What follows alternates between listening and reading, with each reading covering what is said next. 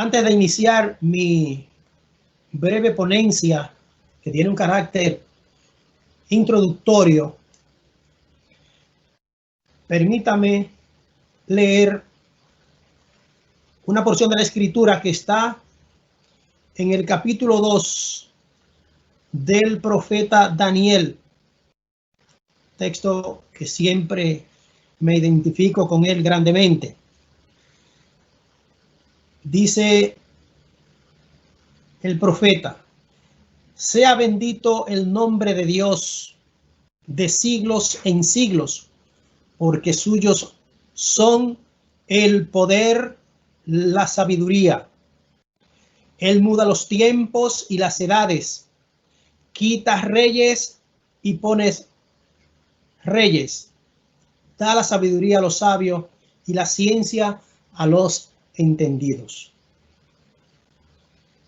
Gloria a tu nombre, Señor, por esta maravillosa escritura, la cual pues nos sirve de base para el desarrollo de nuestra ponencia.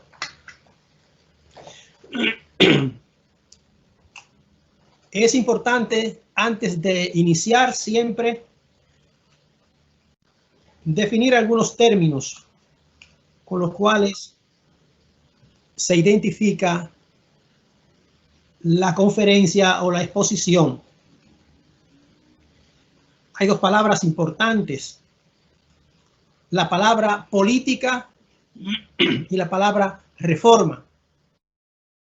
Y en el caso particular, reforma protestante. De modo que política, sabemos, es el arte y la ciencia de ejercer el poder. Es el arte del poder. Cuando pensamos en este término, llegan a nosotros otras palabras afines, propias de este campo conceptual. Por ejemplo, regencia, gobernante, territorio, nación, república, pueblo, emperador, imperio, reyes, reinos. De modo que en torno a estos conceptos o ideas va a versar mi intervención, de manera que vamos a preparar el camino. Vamos a hablar de los antecedentes antes de llegar a América Latina.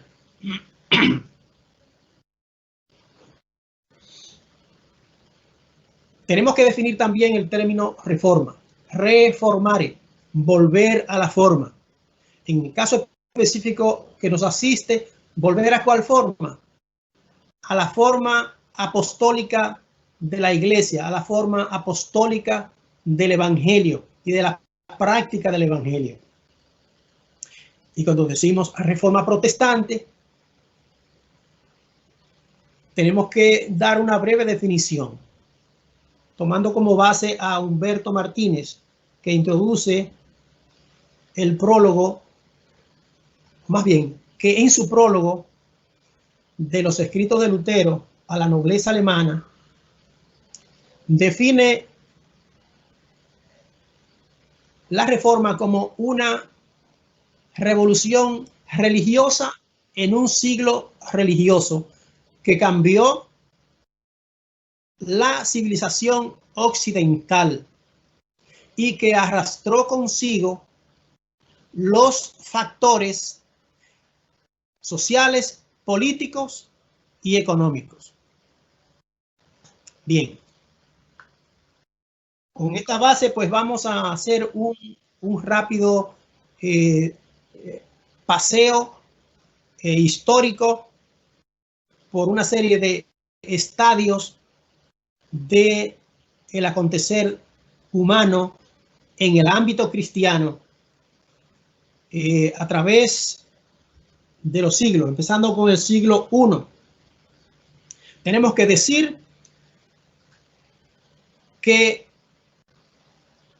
el Hijo de Dios, hecho hombre, el Rey de Reyes y Señor de Señores, siendo aún niño, fue un factor de trastorno del ambiente político, porque inmediatamente Herodes se preocupó ante la noticia de que había nacido un rey. Luego en su ministerio también conmueve la sociedad en general, tanto a personas necesitadas y pobres, le impacta con su mensaje y con sus hechos prodigiosos, pero también crea una situación embarazosa para los líderes religiosos y políticos de esos años del ministerio del Señor. Y vemos también que con sus sufrimientos, con su muerte expiatoria, entonces conmueve, estremece los mundos de la oscuridad, los mundos de las tinieblas. Y sobre todo cuando resucita, porque ahí vence el enemigo de la humanidad, que es la muerte. Con su muerte vence el pecado y con la resurrección sella definitivamente su victoria y nuestra victoria. Pero su impacto sigue con el cumplimiento de la promesa en Pentecostés.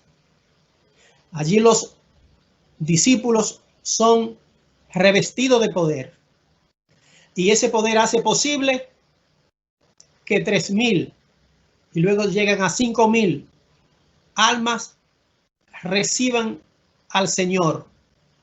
E inmediatamente todas esas personas que no eran de Jerusalén se expanden por el imperio romano llevando el evangelio. Luego se sumarán más adelante los apóstoles como evangelistas y misioneros. Bien. Es decir, que desde el siglo I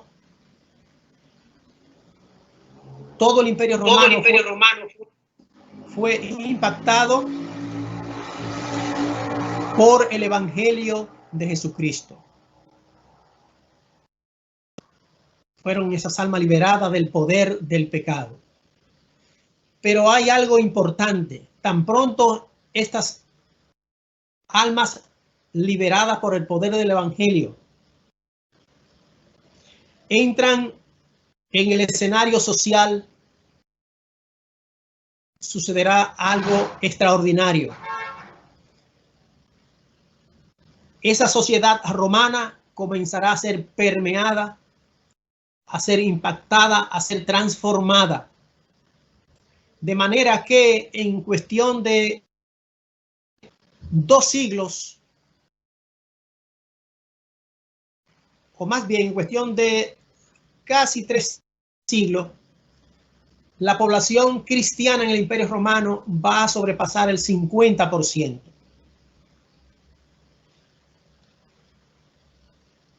Pero lo interesante de esto es cómo la sociedad romana, por tal motivo, por este rápido crecimiento, va a ser impactada y transformada. ¿Por qué? Porque los cristianos, sobre todo, se negaron a rendir culto al emperador, porque tenían un solo Señor y un solo Dios. No participaban de fiestas paganas. Tampoco los cristianos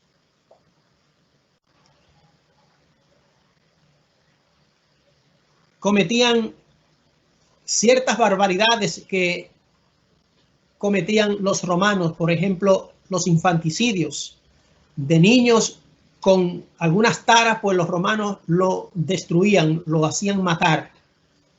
el maltrato a los esclavos, el trato a la mujer, todo esto fue cambiando progresivamente debido al impacto del evangelio en la sociedad romana.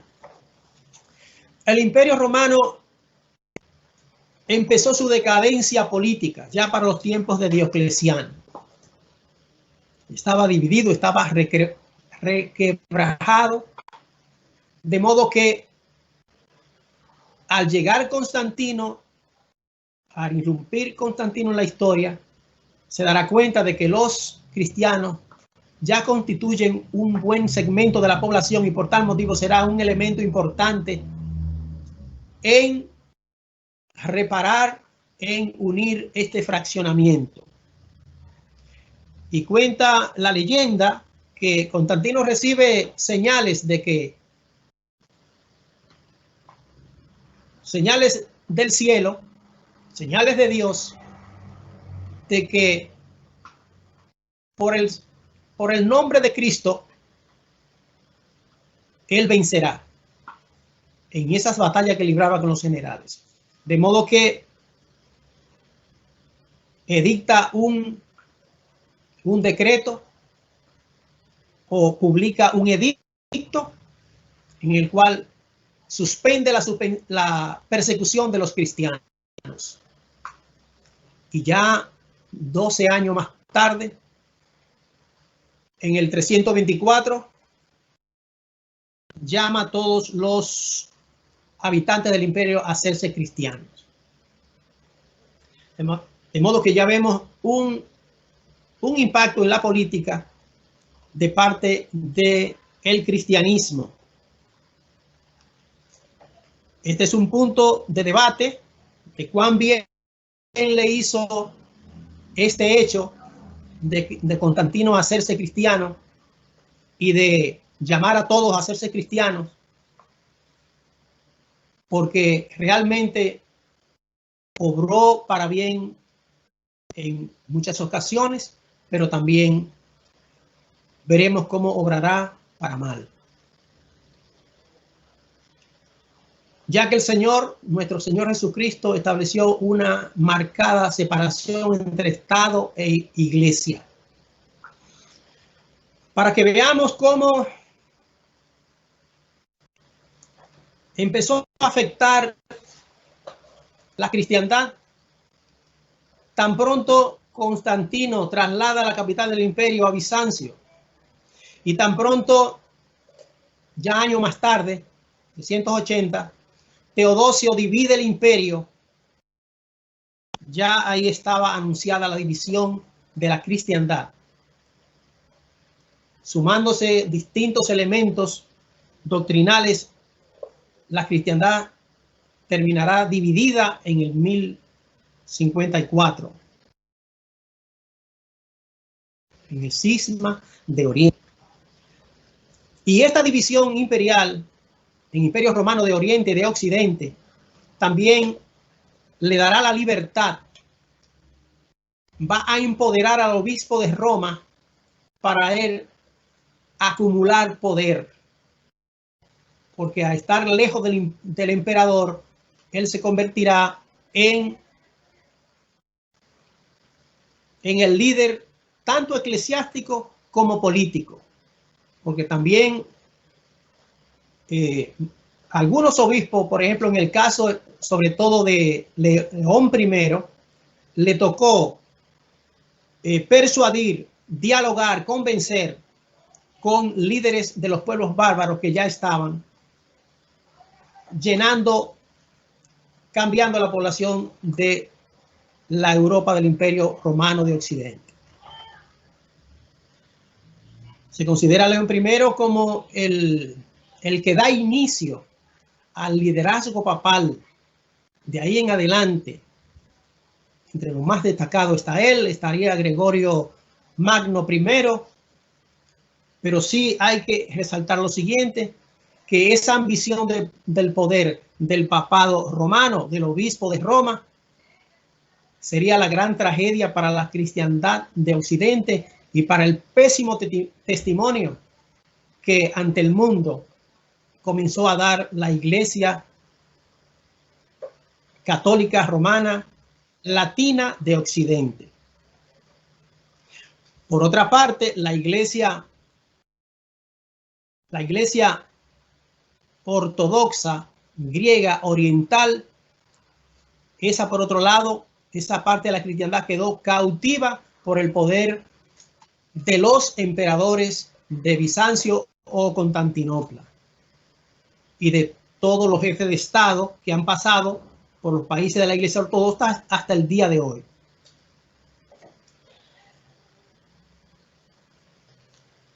Entonces, la vida del papado romano se va a desenvolver por lo general desde el principio por esa lucha por el poder con el poder eclesiástico, del poder eclesiástico con el poder laico o secular.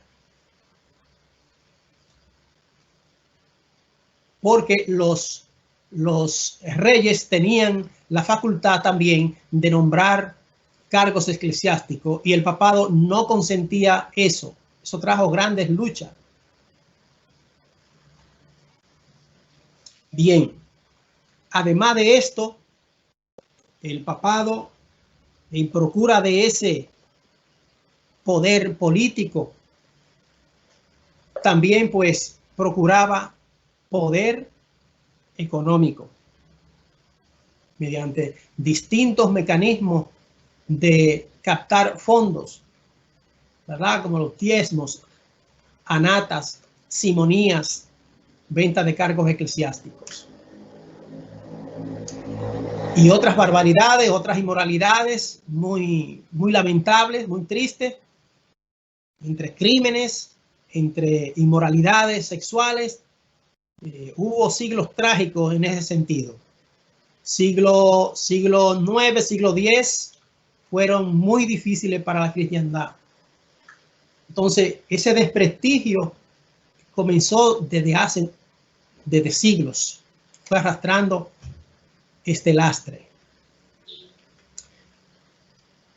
Hicimos mención del cisma de Oriente en el 1054, precisamente por ambiciones de poder, porque cristianamente tanto el patriarca de Constantinopla como el Papa de Roma, en buena lid cristiana, podían darse un trato de igual. Sin embargo, por la búsqueda de la preeminencia del poder, sobre todo en Occidente, vino el cisma de la iglesia, vino el cisma de la cristiandad entonces.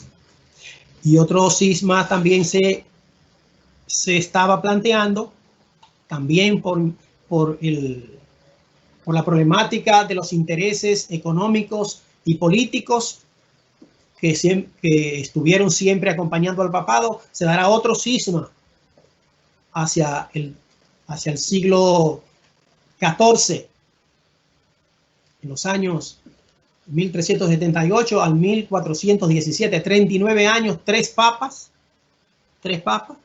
procurando ser el papa oficial, el papa legítimo. Pero los ojos del Altísimo siempre avistan la faz de la tierra. Hay estadio de la historia que lo permite con propósitos sabios y justos. Y ya para entonces, en el siglo XV, empiezan a cuadrarse las providencias para una gran transformación en la cristiandad.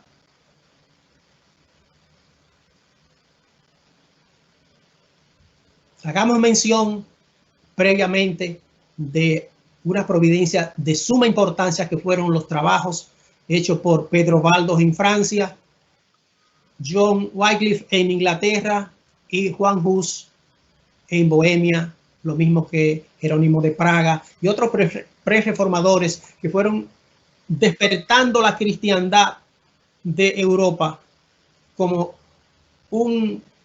pasos previos para llegar a este gran acontecimiento de la historia de la salvación, que es la Reforma Protestante. Entre otras providencias, entonces, debemos mencionar la invención de la imprenta por Johannes Gutenberg en Alemania. En la presencia del humanismo renacentista en el norte de Europa. Esto fue determinante para que la reforma fuera posible, porque trajo la capacidad crítica de la investigación y la reflexión en los textos de la Biblia.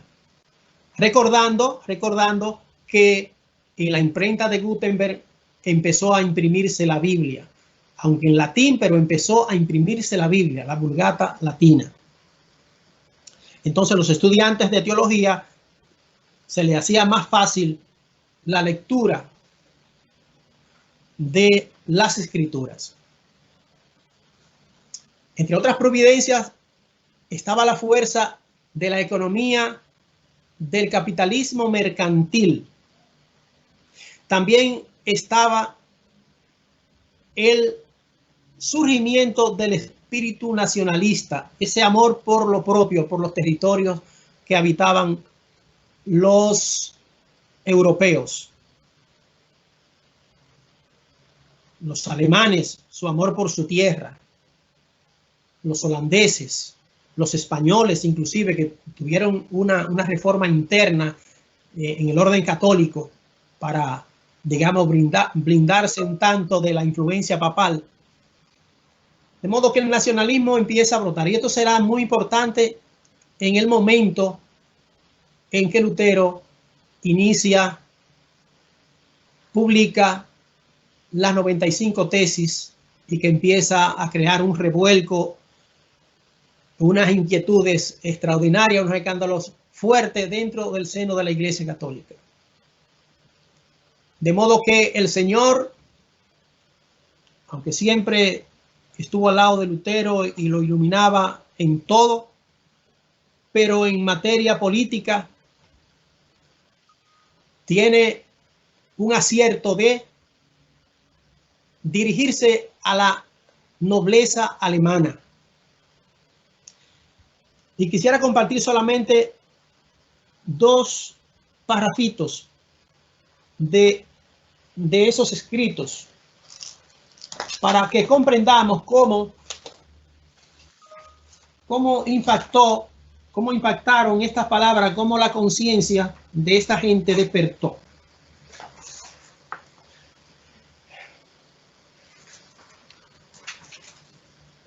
Cito el siguiente texto. No ha sucedido por mera impertinencia ni por desafuero que yo, pobre hombre solitario, haya osado hablar ante vuestras altas mercedes. La miseria y el gravamen que pesan sobre todos los estados, máxime sobre los países alemanes, me han movido no solo a mí, sino a cualquiera para gritar con frecuencia y pedir auxilio. Ahora también me ha obligado a gritar y a clamar para ver si Dios quiere dar a alguien el espíritu de socorrer a la miserable nación. Y este otro párrafo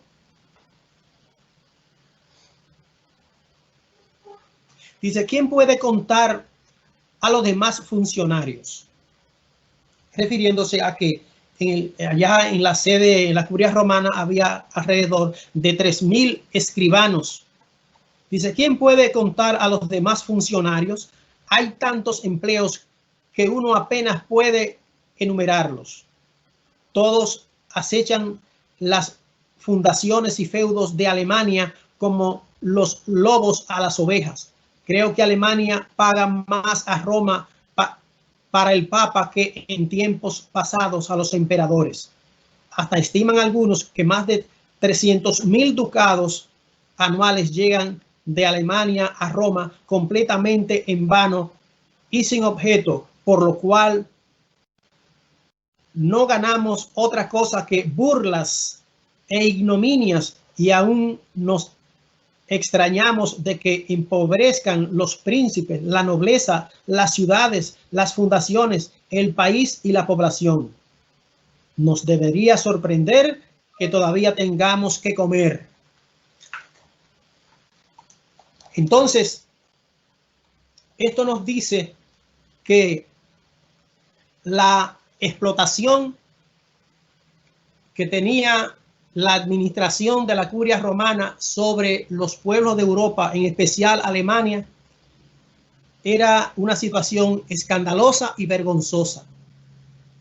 Y este punto, el monje agustino Martín Lutero supo aprovecharlo cuando se presenta la crisis con la Iglesia Católica. Y todo el pueblo alemán, tanto nobles como personas menesterosas, campesinos, se dan cuenta de esta explotación, y por tal motivo se identificarán, será un factor por el cual se van a identificar con la causa de la reforma protestante que inicia Martín Lutero el 31 de octubre del año 1517, cuando publica, clavando esas 95 tesis, esas proposiciones, para discutirla sobre la estafa de las indulgencias, las 95 tesis contra indulgencias, que era otra manera también de recaudar dinero, de hacer negocio que tenían los papas. Se decía que para construir la Basílica de San Pedro, pero también había otro negocio por el medio, porque el príncipe Alberto de Brandenburgo había comprado con dinero prestado un obispado. Entonces, parte de esas ventas de indulgencia era para pagar la deuda de Alberto de Brandenburgo. De modo que la cristiandad estaba espoleada, estaba explotada, sus bolsillos eran saqueados. De igual manera, había una orfandad en la cristiandad de Europa. De modo que lo que queremos puntualizar con esto es cómo el Evangelio, con sus principios de verdad, justicia, libertad, cuando llega a una sociedad, de alguna manera incide en ella en sus transformaciones. La dinamiza, la cambia o la transforma de alguna manera. Ese realmente debe ser nuestro motivo como cristianos, de que el Evangelio sea eficaz en la sociedad donde vivimos. De modo que esto le pareció maravilloso a los príncipes alemanes, y dan un apoyo, sobre todo los príncipes del norte, apoyan a Martín Lutero. Lo protegen de la muerte, porque realmente estaba sentenciado a muerte, porque había sido declarado hereje y excomulgado por la Iglesia Católica. Entonces, la reforma luterana se extenderá por el norte de Alemania, por los países del norte de Europa, Dinamarca, Suecia, Noruega, Finlandia, abrazaron la reforma luterana, porque iban a ser, separándose de Roma, ese era uno de los motivos, ya dejarían de ser económicamente perjudicados, además que las posesiones de la Iglesia Católica pasarían a esos respectivos estados. Rápidamente vamos a referirnos, simplemente nombrar los efectos en otras naciones de Europa. Ya en el año siguiente, en 1518, la reforma está caminando en Suiza con Ulrico Zwinglio, un sacerdote humanista que empezó un debate sobre la Biblia y se fueron uniendo personas y se inicia la reforma. Luego la continúa Calvino, procedente de Francia. En Francia también caminará la reforma. Calvino llevará la reforma a un estadio, a un nivel superior, más profundo. Las ideas de la reforma calvinista predominarán en Suiza, Francia, Holanda, que aunque abrazó la reforma luterana, pero también ahora abrazará la reforma calvinista. De igual modo, en Inglaterra hay una separación de la Iglesia Católica Nacional inglesa, se separa de Roma, pero va a ser entonces permeada por las ideas de la reforma, sobre todo de la reforma calvinista. De igual manera, Escocia será llena del conocimiento de la verdad evangélica que trajo la reforma a las naciones de Europa primeramente. Es importante puntualizar de que este movimiento reformador trae consigo un poder, una inquietud especial en las almas que reciben el impacto de la verdad. Y la reforma se irá avanzando y profundizando. Vemos cómo Calvino avanza un paso más en la reforma. La hace más bíblica, más profunda, más sistemática, más comprometida. De igual manera, los protestantes o reformados calvinistas que llegan a Inglaterra van a luchar permanentemente para purificar, y el nombre de puritanos, la iglesia con la reina Isabel, la cual es más tolerante. Luego llega Jaime I, ya hay la tolerancia baja considerablemente, hay persecución, con Carlos I hay persecución.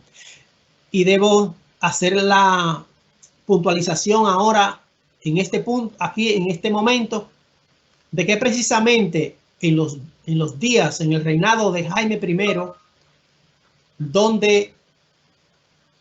donde salen por la persecución los puritanos que luego llegarán a Norteamérica. Primero van a Holanda y a distintas naciones, pero ese grupo que fue a Holanda, establecido en Leiden, luego saldrá para Norteamérica en el barco Mayflower y se van a constituir en los precursores de la fundación de la nación de los Estados Unidos. El tema es el impacto de la reforma protestante en América Latina y sus implicaciones políticas. Como esto es bastante amplio, la reforma es más que una cosa, más que una iglesia, es un movimiento. Y el impacto político en América Latina, fíjense ustedes que en América Latina tenemos más de 21 países, así que sería una ilusión tratar de cubrir el impacto político en los más de 21 países que tenemos en América Latina.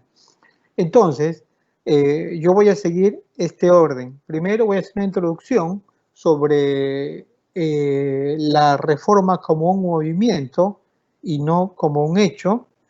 Segundo, voy a plantear estos temas de el aspecto político de la reforma y luego voy a hacer unas reflexiones finales en donde vamos a aterrizar con estos temas de la reforma en América Latina, ¿sí? Entonces, antes de nada, pensando en qué es la Reforma Protestante, tenemos que señalar que es un movimiento particular del siglo XVI que tiene varias facetas, o al menos que empezó en el siglo XVI. La primera es que tenemos que entender que en el siglo XVI ocurren o se dan dos facetas primeras de la reforma del siglo XVI, la reforma magisterial y la reforma radical. La magisterial es aquella que fue liderada por clérigos. Segundo, estuvo aliada al poder temporal, el Estado. Y tercero, que buscó efectivamente la reforma de la Iglesia Católica Romana. Esas tres características identifican a la reforma magisterial. La reforma radical, también del mismo siglo, surge desde las congregaciones y no tanto desde los clérigos, aunque hubieron clérigos líderes de la reforma radical. Segundo, la reforma radical estuvo separada del poder temporal, de los estados, aunque inicialmente también buscaron la protección del Estado, de las ciudades, pero realmente las ciudades no asimilaron la propuesta de ellos porque no les parecía conveniente. Y tercera característica de la reforma radical es que busca ser una iglesia desvinculada de la Iglesia Católica Romana. No busca reformar la Iglesia Católica Romana. ¿Ok? Pero en el primer grupo están obviamente las iglesias llamadas históricas, como la iglesia luterana, la iglesia presbiteriana, reformada, anglicana, mientras que con el grupo de la Reforma Radical están los grupos anabaptistas, menonitas y los bautistas, que surgen cerca de 80 años después, en 1609. Pero hay que señalar algo que es muy importante y que no se entiende a veces muy bien. La reforma de la Iglesia no comenzó ni con Lutero, ni con Calvino, ni con Zwinglio, ni con los anabaptistas. La reforma de la Iglesia, como les acabo de señalar, y hay que entender esto de manera histórica, fue un movimiento dentro de la Iglesia Católica que empezó en el siglo XIII. Habían ya grupos que querían reformar la Iglesia porque veían que la Iglesia en su estado actual tenía vicios en los aspectos que ha señalado el profesor Bertrand, en la parte moral, en algunos temas adicionales más. Realmente la Iglesia tenía varios desafíos en ese tiempo. Entonces, la reforma de la Iglesia fue un movimiento empezado en el siglo XIII, pero no prosperaba debido a distintos temas más bien de carácter de política eclesiástica. Entre clérigos había un sentimiento de la necesidad de una reforma. Por eso, cuando surge la reforma, propiamente en el siglo XVI, nosotros encontramos que en el caso, por ejemplo, de Zwinglio, que es contemporáneo a Lutero, Zwinglio hace su reforma en Zúrich con el apoyo de todos los clérigos, con el apoyo del obispo de Constanza, con el legado papal, con los más altos jerarcas de la Iglesia Católica en la región. De hecho, Zwinglio se opone a las indulgencias no porque él quisiese, sino porque el obispo de Constanza se lo pide. El obispo, el brazo derecho del Papa en esa región. Entonces, había ya un movimiento previo que señalaba no solamente aspectos que habían que reformar como las indulgencias, pero también cosas teológicas sobre el lugar de Cristo en la redención, el lugar de la fe, el lugar de las escrituras. Estas doctrinas que a veces nosotros con mucho orgullo y reclamamos como de tradición protestante, lo cierto es que ya habían sido reclamadas por otros.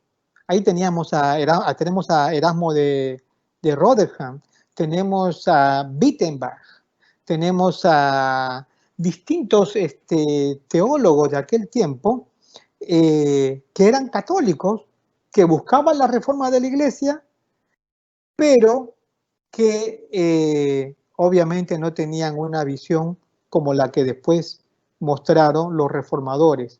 Por eso que en un momento concreto rompen los reformadores con esta tradición del movimiento reformado, de reforma dentro de la Iglesia Católica. Rompen con Erasmo, aunque Wittenberg abraza la reforma y demás. En fin, esto es importante aclarar cuando hablamos de la reforma, ¿sí? Dos puntos más. Se habla en historia de la Iglesia el movimiento de la tercera ola de la reforma, iniciada con grupos de siglos posteriores, en donde encontramos allí a los pentecostales y demás, grupos carismáticos. Entonces, y hay un grupo adicional que también algunos los incluyen a los grupos neopentecostales que son más recientes. Algunos historiadores dicen, no, este último grupo y el grupo de los pentecostales no deberían de ser contados entre los grupos de la Reforma. Algunos historiadores los incluyen y los reinterpretan y justifican su inclusión debido a razones históricas y a razones teológicas. En fin, cualquiera sea la postura, solamente quiero que ustedes sepan que cuando hablamos de reforma, hablamos de un movimiento que inició no en el siglo XVI, sino había iniciado casi 3 siglos antes en la Iglesia Católica, pero que se concreta de manera oficial y de una manera mucho más drástica en el siglo XVI con Zwinglio, con Lutero, con Calvino, con Enrique VIII allá en Inglaterra, y luego se va extendiendo como ya presentó el hermano Bretón hace un momento. Pero esta reforma tuvo muchos mensajes y quiero señalar esto porque nosotros normalmente enfatizamos la reforma como un mensaje teológico, como un hecho de la Iglesia, como una reforma eclesial, una reforma espiritual. Y eso es cierto, pero si nosotros no entendemos la reforma como un movimiento, perdemos de vista todo aquello que había en el siglo XVI y en los siglos previos. ¿Qué había? Por ejemplo, un deseo de cambios en el aspecto de la educación, que es el primer tema que voy a tratar. Ya en la baja Edad Media, que es la época que nos corresponde, ya empiezan a haber cambios y deseos de cambios en el aspecto de la educación. La educación la Edad Media contribuyó con muchos temas. Proveía la educación para los hombres y la educación para las mujeres de manera muy seleccionada. Por ejemplo, tenías que ser la hija de un rey o la hija de un príncipe o de uno que estaba en una situación política muy elevada como para recibir educación siendo mujer. La Reforma, con Lutero y los demás, lo que hacen es, en primer lugar, hacen que la educación sea obligatorio para todos, para hombres y mujeres. Y era una obligación, y fíjense cómo era la obligación, que si los padres no enviaban, eran censurados y podían ser disciplinados.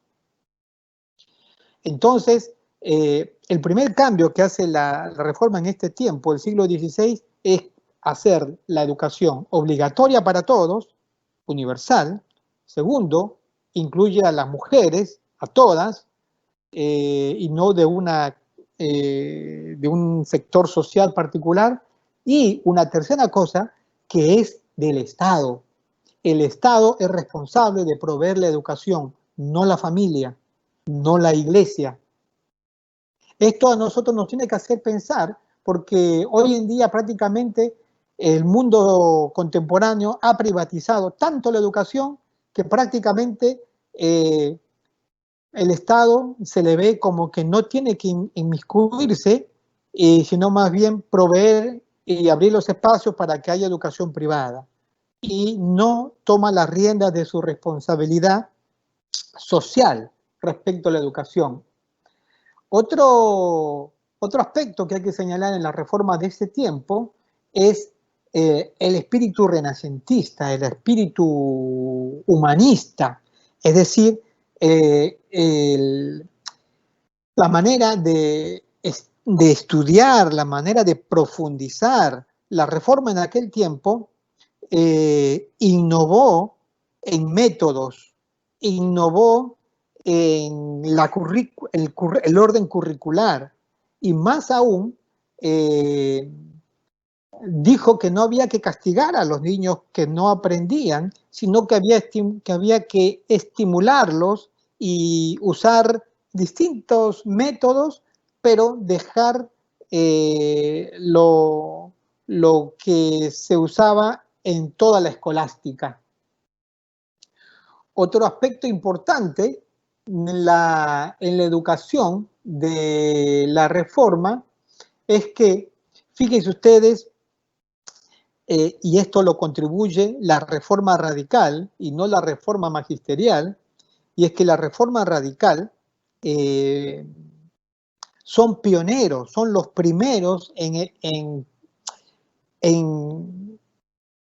la educación preescolar, porque durante la Edad Media y con la reforma magisterial se enfatizó y se trabajó la reforma de la educación desde la educación primaria, pero los que comenzaron a dar educación preescolar fueron los anabaptistas, y a ellos le debemos ese modelo. Luego vendrá los grandes programas de preescolares alemanes que se popularizan, pero a los reformadores radicales le debemos el modelo de la educación preescolar.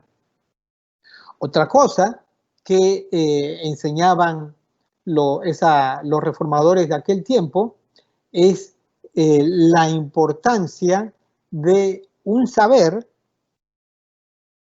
si bien es cierto, de contenido religioso, porque hay que decir que Lutero, Calvino y Zwinglio y los demás en Inglaterra, Enrique VIII y demás, no salieron ellos del modelo de una cristiandad.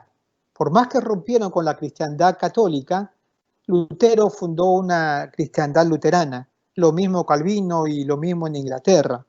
De modo que en los planes de estudio, si bien eran innovadores, no estaban en condiciones todavía, vamos a decir, filosóficas, como para dejar de enseñar religión en las escuelas de los estados, sino que incluyeron la enseñanza de la religión, obviamente la versión protestante.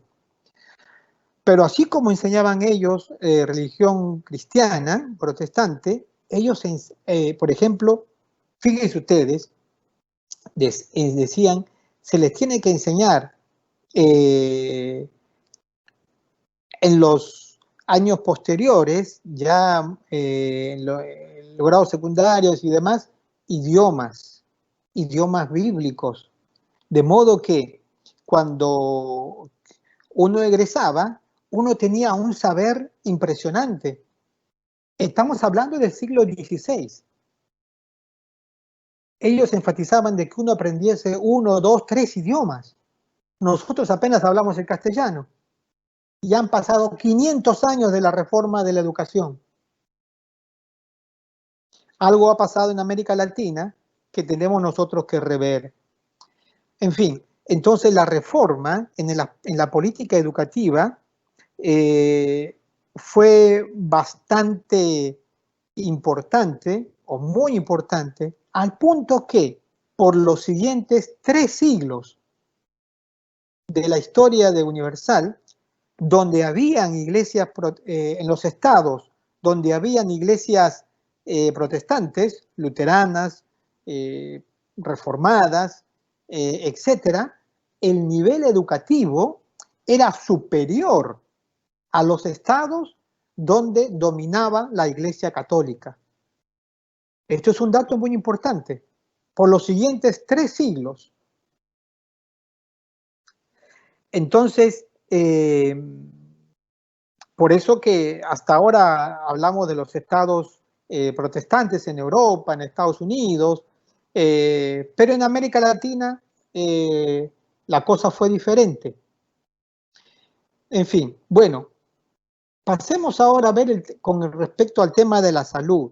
Con respecto al tema de la salud, entramos aquí, o a las políticas sanitarias, entramos a un tema muy particular, porque la reforma lo que hace es abrazar las políticas de salud de vanguardia de su tiempo, pero no por ser protestantes o por ser reformados, sino porque pertenecían a un concilio en una ciudad en donde ellos, ese concilio, tomaba seriamente el cuidado de la salud de la población. Por ejemplo, en Zúrich, donde se realizó la reforma de Zwinglio, o Wittenberg, donde fue la reforma de Lutero, o Ginebra, donde fue la reforma de Calvino, cuando ellos se enfrentaron problemas, y los problemas de aquel tiempo, los problemas mayores, eran la peste, porque la peste del siglo XIV se repetía cada 10 años. Cada 10 años había como mínimo un brote de peste en toda Europa. Y no en un lugar, sino en repetidas ciudades. De modo que, por ejemplo, en Wittenberg, donde estaba Lutero, Lutero experimentó 5 pestes, 5 periodos de pestes. Zwinglio, 2 veces. Calvino, algunas veces también allí en Ginebra. Pero, entonces, la respuesta de ellos fue a abrazar las políticas más adelantadas que existían sobre la salud en la región, que no la originaron ellos, sino la originaron las ciudades del norte de Italia, Florencia, Milán, Venecia, que en ese tiempo eran estados, ¿sí? Ciudades-estados de vanguardia. Por eso que cuando llega, por ejemplo, la peste en estas 3 ciudades, ellos responden a rajatabla y sometiéndose a las normas que determina esa comisión o ese comité de salud que tenían los concilios de la ciudad ya en el siglo XVI. Entonces, fíjense ustedes, cuando llega la peste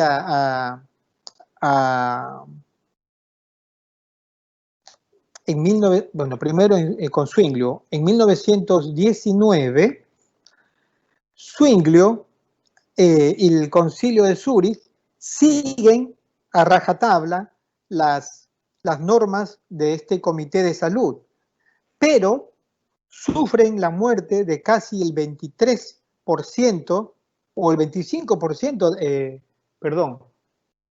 casi el 30% de la población. ¿Por qué?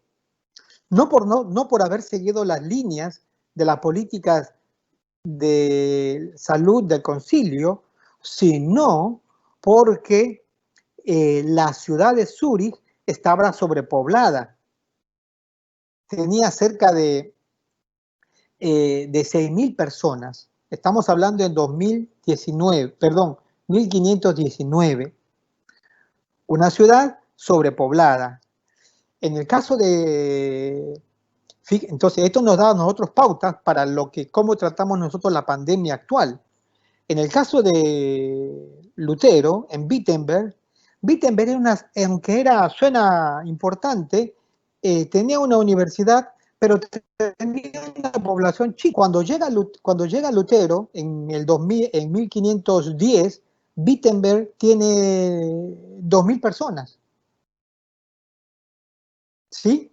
Para el 27, cuando tenemos el impacto más fuerte de la peste allí, probablemente tendría 4.000 menos. Pero, fíjense ustedes, hay menos muertes, mucho menos, cerca del 10%. Menos del 10%, perdón, frente al 30% de Zúrich. ¿Por qué? Porque la ciudad no estaba sobrepoblada.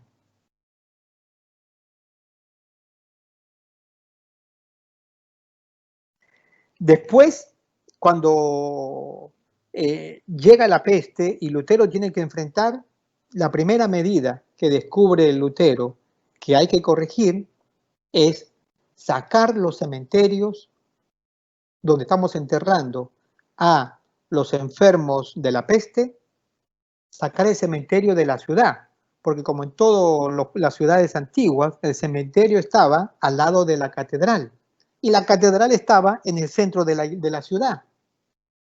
Y entonces se creía que el contagio venía por lo que se llama la teoría aerista, que la gente se contagiaba por el olor, que sí, por eso se purificaba y por eso se usaban productos para cambiar el olor, aromizar, inciensos, etc. Sin embargo, en esta época no hubo mayor, vamos a decir, contribución propia de la reforma. Si algo tenemos que decir de la reforma, es que la reforma, en lugar de rechazar a la ciencia, la abrazó con los dos brazos. Esto es clave. Esto es muy importante. Porque en todo el siglo XVI, XVII, XVIII, donde hubieron muchas pestes y brotes de la peste, hasta 1812, pestes en distintas partes de Europa occidental, Europa del Este, en el África, etc., en Arabia también. Lo cierto es que, como la reforma abraza la ciencia sin discutirla y sin prejuicios, como tienen algunos sectores hoy en día, sectores evangélicos que no creen en la ciencia porque piensan que confiar en la ciencia no es confiar en Dios, pero los reformadores confiaban en la ciencia, abrazaron la ciencia y con sus límites, y fue justamente Pasteur, un reformador, quien comenzó con las investigaciones de lo que se llamó la epidemiología, que permitió a fines del siglo XIX, 1894, cuando surge la tercera pandemia en el mundo, la pandemia en Hong Kong, ocurre algo maravilloso, que hay un equipo ya de gente de distintos países, rusos, japoneses y franceses, suizos, que estaban trabajando en el asunto de todo lo que era la epidemiología. De modo que cuando surge la peste, la tercera pandemia, ellos descubren en qué consiste esa bacteria que produce la muerte, la peste de la cual tanto se ha hablado, ¿no? La Yersinia pestis.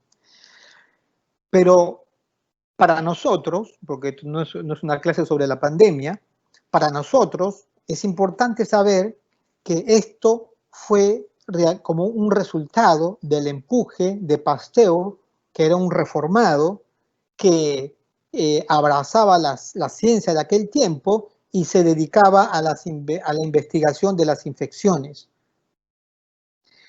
Por eso que la tercera pandemia, fíjense ustedes, cuando llega puede ser, ocurre, o mejor dicho, produce menos muertes que en siglos anteriores. Con respecto a al siguiente tema, a la economía, porque el tiempo ya nos está corriendo, déjenme hablar 5 minutos de esto y 5 minutos del otro.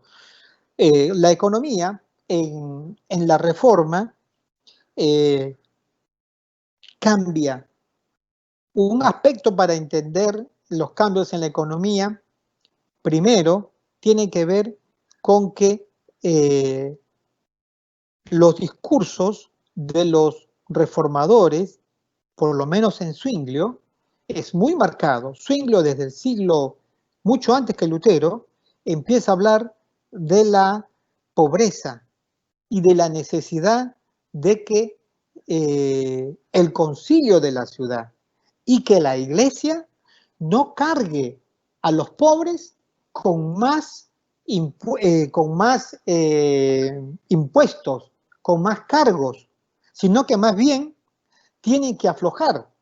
Entonces Zwinglio separa los obligatorios de los optativos.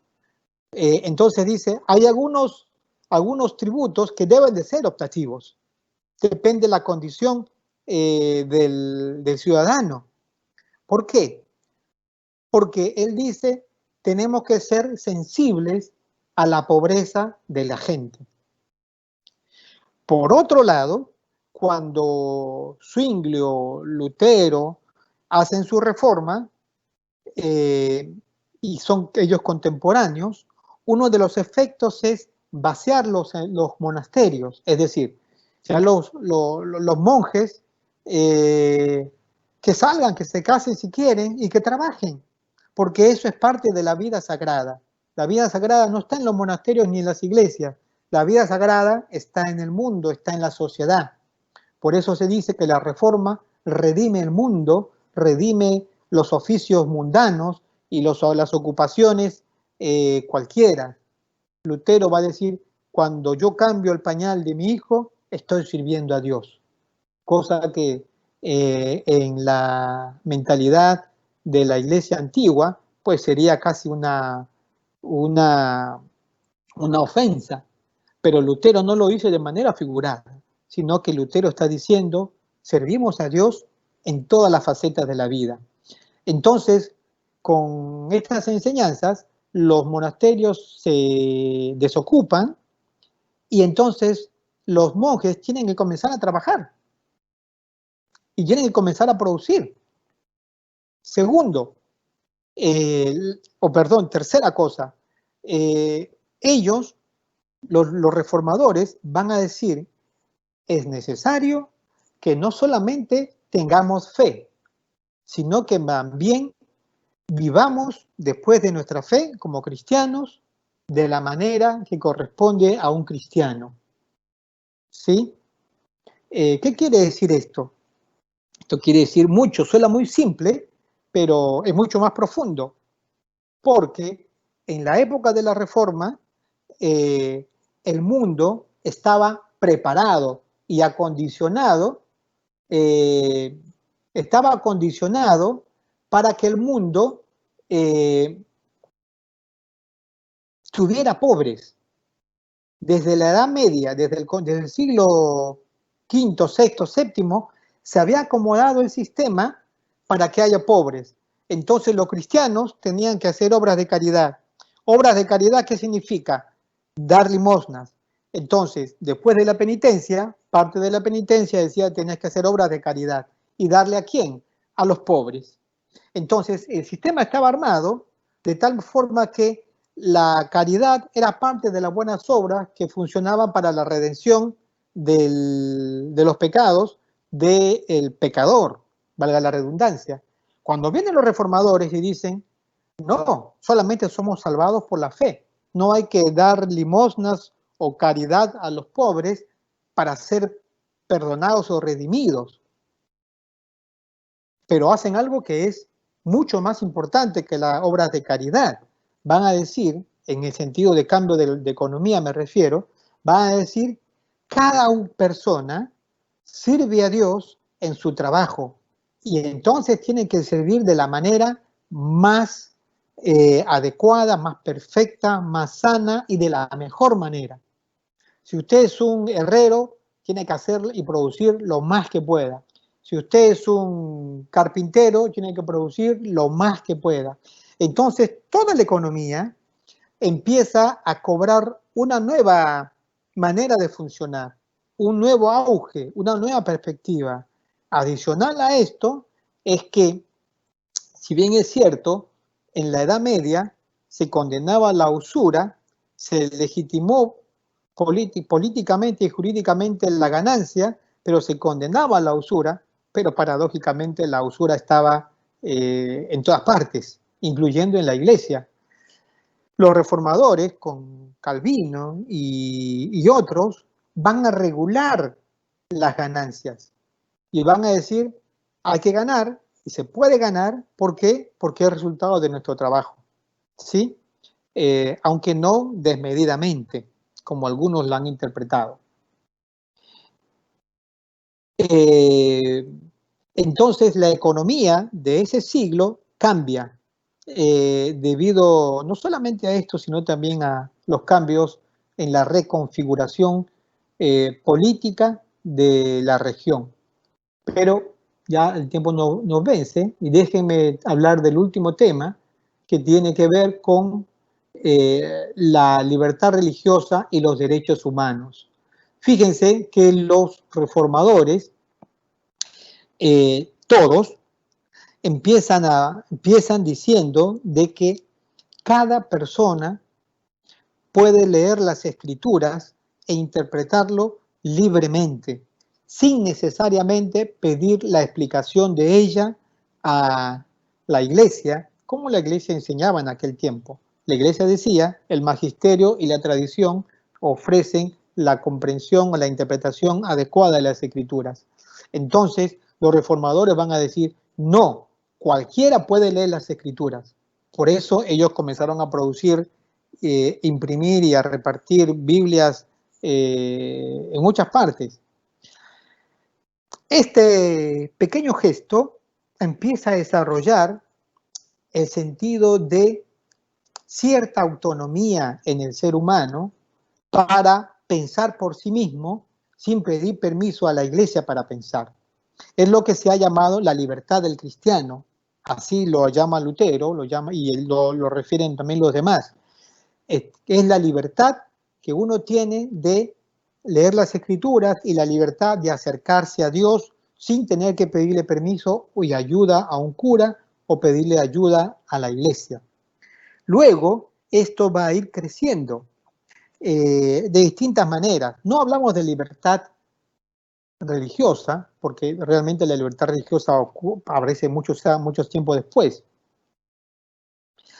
Pero ellos apelaban y creían en el Espíritu Santo, que el Espíritu Santo le iba a explicar a ellos como elemento subjetivo, y está bien, porque a menos los cristianos creemos eso, pero estoy tratando de dar una explicación académica acá y hacerles ver de que aunque ese elemento del Espíritu Santo era visto como algo subjetivo, el mensaje central es que una persona puede funcionar adecuadamente sin pedirle permiso a una institución.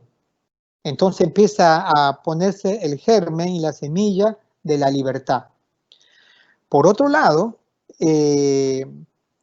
la reforma radical profundiza eso y luego, ya en el siglo siguiente, con los bautistas, son los que quizás mejor expresan en sus documentos lo que es realmente la libertad de conciencia, la libertad religiosa y la separación de la Iglesia del Estado, cosa que no ocurre fácilmente, pero ellos ya lo proponen en el siglo siguiente. Luego la libertad religiosa va a comenzar a darse en siglos posteriores, ¿no es cierto?, en los países de Europa, en Norteamérica y también en América Latina, cuando llegan los protestantes, pero realmente, bueno, vamos a hablar de eso después. La separación de la Iglesia y del Estado tienen modelos distintos en Europa y en Norteamérica y también acá. Pero los derechos humanos no aparecen en la Reforma para nada, sino los derechos humanos son una cosa que aparece en el siglo XX, en el siglo pasado. Y voy a referirme a esto en este momento, en unos 5 minutos, cerrando ya esta parte, cómo esto se aplica en América Latina y cómo lo hemos vivido en América Latina. Primero, respecto a la educación. Cuando llegaron los grupos protestantes a América Latina, los más antiguos los encontramos allí en las islas del Caribe, en Brasil, Uruguay, Argentina y demás. Pero cuando ellos llegaron, cuando llegan los protestantes, llegan con dos modalidades. Uno, como migrantes que se trasladan y vienen con su pastor, que luego forman las iglesias de trasplante, ¿sí? Las iglesias trasplantadas. Y luego los que vienen específicamente a hacer un trabajo de misión son las iglesias misioneras realmente, o sea, protestantes que vienen a establecer iglesias. Tenemos que diferenciar a estos porque si no los confundimos. El tema es que los que vinieron a trabajar se dieron cuenta que América Latina en ese tiempo, en las nuevas repúblicas, era un conflicto de distintos tipos. Estaban los conservadores y los liberales. Los conservadores que querían mantener el poder de la Iglesia católica en el Estado y querían ser una continuación de la época republicana en términos de Iglesia y Estado, solo que separados de España. Por otro lado, los liberales, quienes decían, no, tenemos que quitar peso a la Iglesia porque la Iglesia no ayuda al proceso del liberalismo del Estado. Ellos tenían como modelos a los estados más progresistas europeos y demás. Cuando llegan los protestantes, ellos se forman como aliados de los liberales digo políticamente, ¿verdad? ¿Por qué? Porque ellos quieren una educación secular, es decir, no quieren una educación católica, quieren una educación académica, no buscan una educación protestante, pero no quieren una educación católica. Entonces, los únicos que pueden en ese tiempo trabajar eso como aliados son los protestantes. Y entonces, no solamente en Colombia, pero en Argentina, en Perú, Chile, México, los misioneros trabajan con los liberales porque encuentran en ellos su apoyo y comienzan a establecer pequeñas escuelas pensando con la innovación de la tradición protestante, y de hecho lo hacen. Aquí en Colombia, solamente la iglesia presbiteriana fundó 18 escuelas, 18 en 150 años casi, 18 escuelas.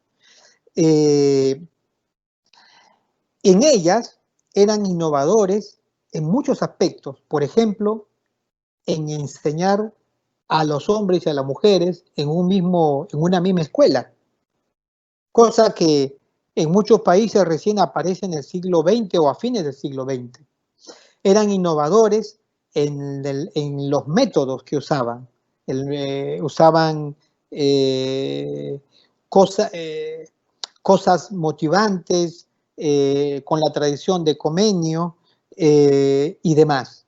Ellos enseñaban inglés, español, pero también inglés, y comenzaban a enseñar deportes que traían de sus países, de modo que las escuelas no solamente eran para aprender aritmética, matemática, español y demás, sino para un encuentro intercultural con otros idiomas, con otros deportes, con otros métodos que no habían en el país de uno, sino que eran traídos de afuera. Entonces, por mucho tiempo los colegios americanos aquí en Colombia han tenido una gran reputación. Diego Thompson en Perú, el María Alvarado, los mismos otros en Brasil, en Argentina, en México. Entonces, el impacto de la educación en América Latina por la herencia protestante ha sido muy grande. Lo mismo hay que decir con respecto a los hospitales, ¿sí? Si nosotros hacemos un recorrido, en este caso de la obra bautista, los bautistas pusieron hospitales como parte de su misión. Había hospitales bautistas aquí en Colombia, habían hospitales bautistas allá en Paraguay y en otros lugares. Es decir, fíjense que ellos consideraban que había que servir a las necesidades físicas del ser humano, no como un gancho, como lo hacen algunas personas en sus actividades misioneras. Es decir, primero escucha el mensaje y después te damos la bolsa de comida. Primero escucha el mensaje y después te atendemos en tu necesidad de salud. Sino que eran más bien movidos, claro, con la motivación cristiana, la pasión cristiana, pero estaban para brindar un servicio de salud. También hacían lo mismo aquí los presbiterianos en Colombia y en otros lugares. De modo que los protestantes en América Latina vieron las necesidades de salud de la población y dijeron, nosotros tenemos que contribuir, no tenemos que esperar a que el Estado lo provea. Bueno, hoy en día podríamos decir, el Estado debe de proveerle y debemos exigirle al Estado que provea no solamente salud gratuita para los que no pueden pagar, sino también educación primaria, secundaria, universitaria para aquellos que no pueden pagar.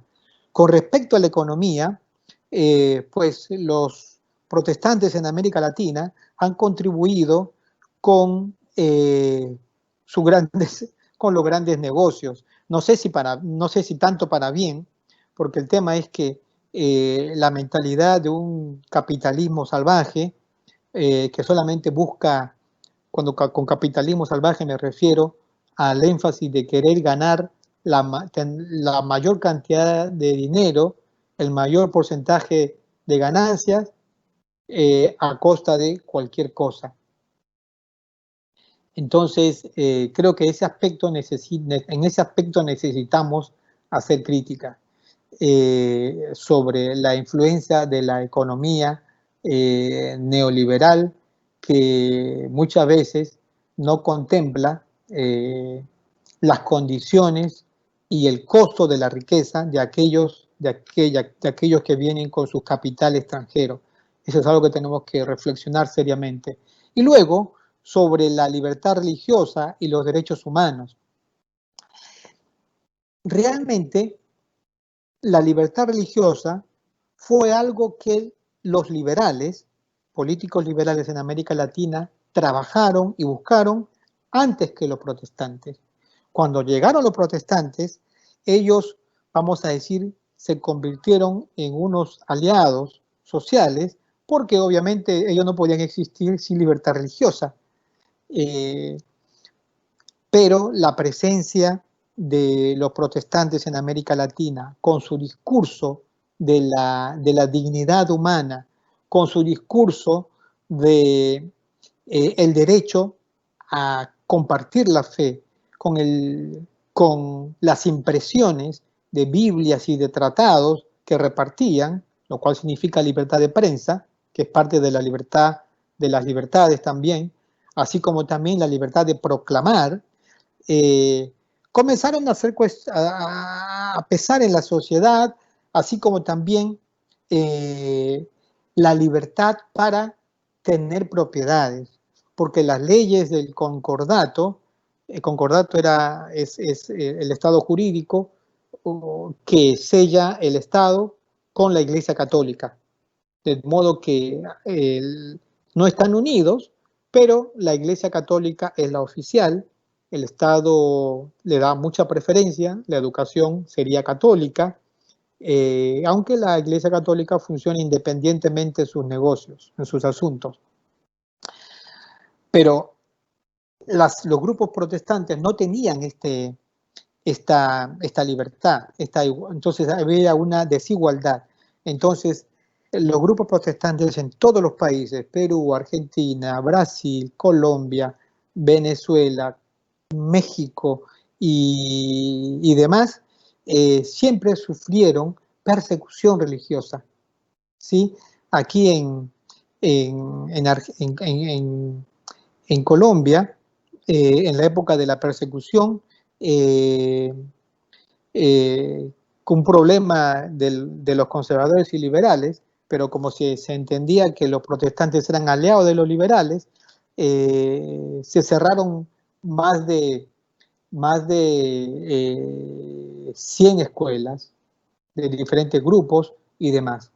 Entonces, fíjense ustedes, el trabajo ha continuado,